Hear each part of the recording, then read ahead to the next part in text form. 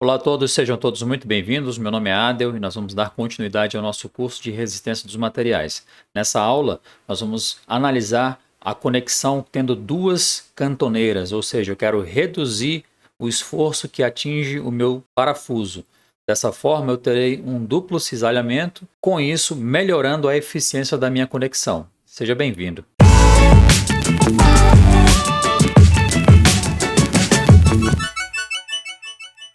Bom, então eu vou mostrar para vocês o que eu estou dizendo aqui em relação a esse cisalhamento duplo, tá? Estão percebendo aqui que eu adicionei uma segunda cantoneira à minha conexão, tá? Eu vou desenhar aqui para vocês para que fique bem entendido isso aqui. Olha lá como é que tá.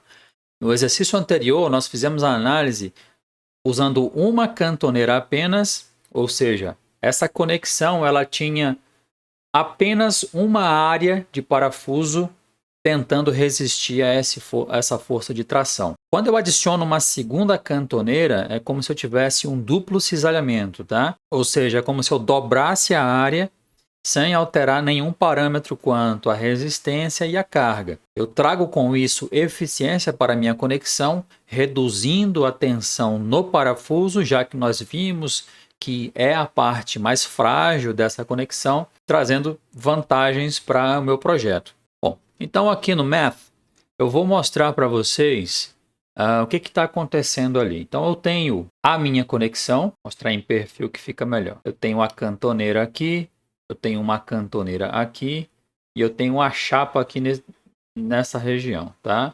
E um parafuso que eu vou colocar aqui de azul, fazendo essa conexão aqui, tá? Então, quando essa chapa é tracionada nessa direção, surge aqui no parafuso um esforço de cisalhante na mesma direção, né?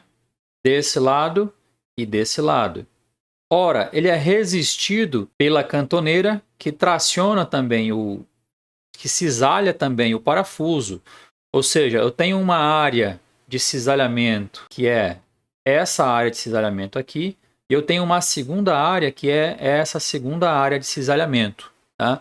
Ou seja, eu tenho um duplo cisalhamento ali. O que está acontecendo então? Ao invés de eu esforçar o meu parafuso apenas em uma parte de sua área, tá? Como se eu tentasse cisalhar esse parafuso aqui, na verdade a força é a mesma, só que agora surgiu uma segunda área, né? Porque eu tenho um duplo cisalhamento nesse meu parafuso. Então, eu continuo tendo essa parte do parafuso tentando subir e duas partes agora, ou seja, eu dividi a força em dois, tá?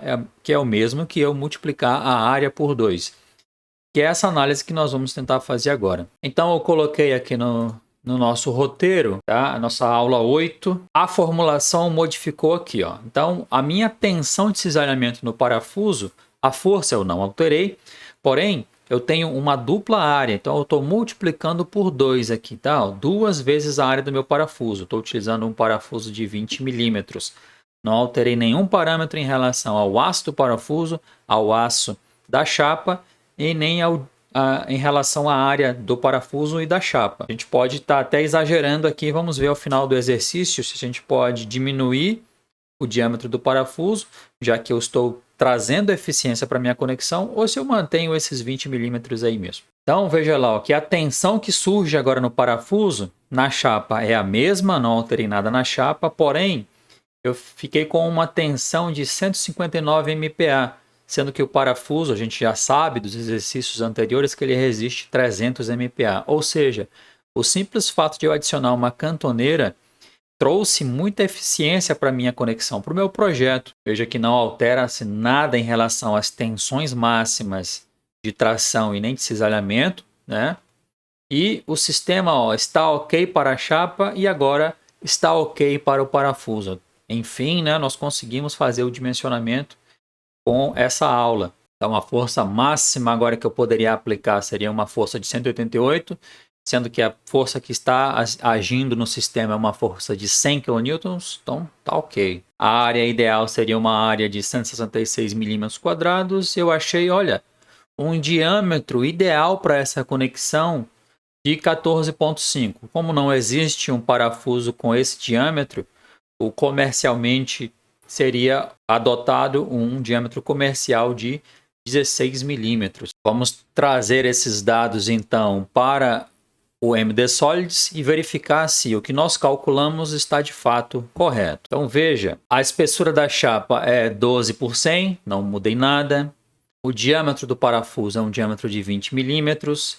A força que eu aplico tracionando o sistema é um esforço de 100 kN. Quando eu computei, veja lá, ó, a tensão na chapa não alterou, permanece lá do primeiro exercício, 83,3 MPa de tensão, né, que é essa tensão aqui, ó, esse sigma, tá, é a tensão que surge internamente na chapa. Por outro lado, a tensão no parafuso tal é, veja lá, ó, é uma tensão que surge dos dois lados, tá, do parafuso. E há um esforço de 159 MPa. Se o parafuso resiste a 300, então está ideal. Veja que o MD Solids me deu aqui uma memória de cálculo, tá? O que ele fez, quais foram as considerações. Então a gente percebe que está correto. Se eu voltar no MathCAD, a gente vai ver que, veja aqui, ó, as tensões que nós encontramos estão corretas. Com isso, a gente acaba dimensionando corretamente esse parafuso e verificando essa análise de uma conexão com um parafuso. É claro que na tua vida profissional, geralmente as conexões em estruturas metálicas elas utilizam mais de um parafuso, dependendo do carregamento, dependendo da estrutura. Eu agradeço muito a tua atenção, te desejo muito boa sorte, bons estudos. Se você não é inscrito no canal, se inscreva, deixe o seu like, deixe o seu comentário, faça sugestões para que eu busque novos assuntos, novas metodologias para trazer para você o que de melhor existe dentro da engenharia e do projeto de estruturas. Até a próxima aula.